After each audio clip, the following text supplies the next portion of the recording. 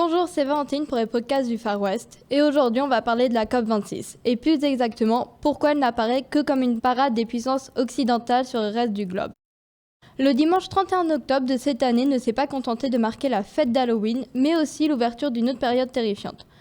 L'ouverture des 2 semaines de conférences pour le changement climatique organisées par l'ONU. Cette année, la réunion prend place dans la belle ville de Glasgow en Écosse.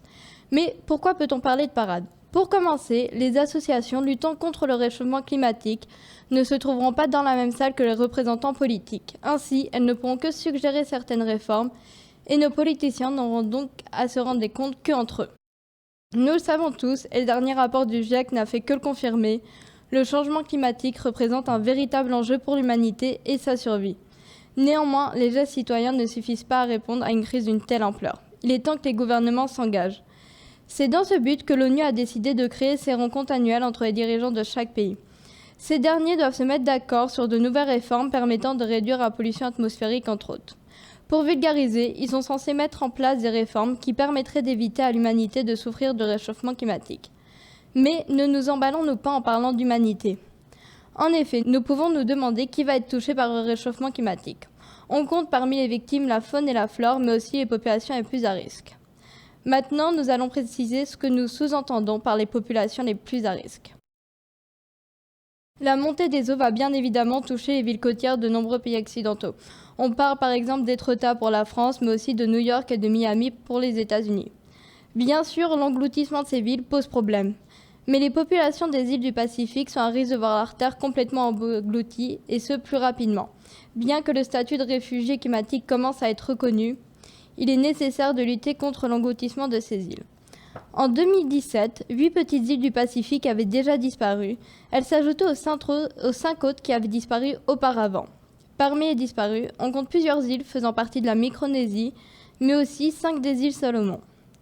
Le bon sens et la décence humaine voudraient donc que l'on écoute les dirigeants de ces îles du Pacifique qui sont directement menacées. Mais la décence humaine et le bon sens n'ont pas leur place à la COP26.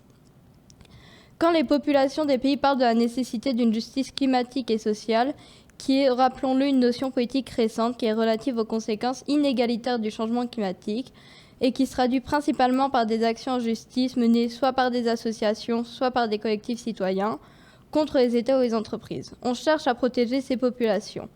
Mais les gouvernements occidentaux préfèrent pointer du doigt les puissances émergentes. En effet, lors de la dernière COP, les pays les plus puissants économiquement ont promis de débloquer environ 100 milliards de dollars à donner aux pays en situation de pauvreté. Une promesse qui semble malvenue quand on constate que les puissances occidentales n'ont aucun problème à consommer et importer massivement des produits dans ces pays où la pollution des usines est un des facteurs majeurs de la pollution atmosphérique. Cette aide n'est néanmoins jamais arrivée auprès des pays qui étaient censés en bénéficier. On peut parler d'une autre promesse de la COP qui n'est pas tenue. L'absence de volonté de certains leaders pour obtenir un compromis est aussi flagrante et n'aide pas à la progression de la situation. Cette année, c'est Boris Johnson qui, avant même le début de la conférence, se montrait particulièrement pessimiste auprès des médias anglais et parlait de l'éventualité d'un échec. Pourtant, le pays va être lui aussi touché par la crise climatique. En effet, en avril dernier, la presse anglaise montrait à travers les archives que la première mort avec pour motif pollution atmosphérique avait pris place en 2013. Ella Adoucissi Debra est une enfant de 9 ans morte en raison de la pollution présente dans son environnement de vie.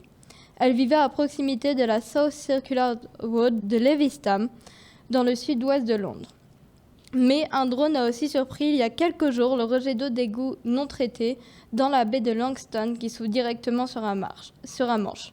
L'opération a pris 49 heures et aucun pays présent lors de la future conférence n'a prévu de confronter le Royaume-Uni pour cet acte. Le problème de la justice climatique et sociale ne se contente pas de faire la différence entre les pays du Nord et du Sud. On doit aussi parler des populations les plus à risque au sein même des pays. Le moindre recoin de cette terre est sacré pour mon peuple. Chaque aiguille de pain luisante, chaque grève sablonneuse, chaque écharpe de brume dans le noir. C'est ce qu'affirmait le chef indien Seattle dans les années 1970. De nombreuses communautés natives dans les sociétés occidentales ont vu leurs droits bafoués, en particulier quand il s'agit de réformes concernant leurs terres. On peut ainsi penser aux peuples natifs d'Amazonie, dont les protestations ont été complètement ignorées par Bolsonaro qui a autorisé la destruction de plusieurs centaines d'hectares. Ces peuples, car ils représentent une minorité au sein de la société du pays et sont caricaturés, sont volontairement ignorés par les dirigeants des pays. Leurs terres sont vues comme des zones de sacrifice, alors que de nombreuses de ces communautés développent d'importants projets pour l'écologie. Par exemple, le projet Red Cloud a permis à quasiment toute la réserve de Pine Ridge dans le Dakota du Sud d'obtenir de l'énergie solaire à travers la mise en place de panneaux et même plusieurs mini-éoliennes construites à partir de déchets de camions. Les communautés natives ne sont pas les seules touchées. La violence de l'ouragan Katrina à la Nouvelle-Orléans et l'absence de reconstruction des quartiers les plus populaires montrent que les populations les plus pauvres seront sacrifiées lors du changement climatique. Les médias contribuent à cette invisibilisation. On peut parler de la concentration des journaux et même des dirigeants mondiaux sur Greta Thunberg, quand son projet s'est réalisé à l'aide d'autres ambassadeurs, notamment la brésilienne Catarina Lorenzo, de Carlos Manuel venant du Palaos, de David Ackley III, issu des îles Marshall, ou encore de Elisabeth Wanjiru Wauti au Kenya.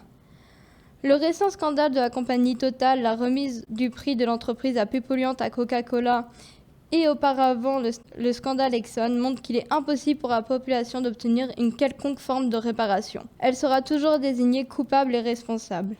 Les grandes compagnies ne sont pas prêtes à changer leurs habitudes polluantes au nom de l'argent et les gouvernements ne sont pas prêts à les condamner au nom de l'économie. Ainsi, la COP26 apparaît comme la présence de Justin Trudeau aux manifestations sur le climat dans son pays. De mauvais goût, inutile et méprisante envers toute personne luttant véritablement pour des actions qui permettraient de limiter les dégâts qui vont être causés par le changement climatique. Pour conclure, nous pourrions affirmer que la COP26 apparaît comme le rappel de droits de vie et de mort des puissances occidentales sur les pays moins puissants et leurs propres populations minoritaires. Si jamais vous souhaitez approfondir au sujet, je vous conseille de lire le livre de Naomi Klein et Rebecca Stetoff, Vaincre la justice climatique et sociale sur lequel je me suis appuyée pour ce podcast.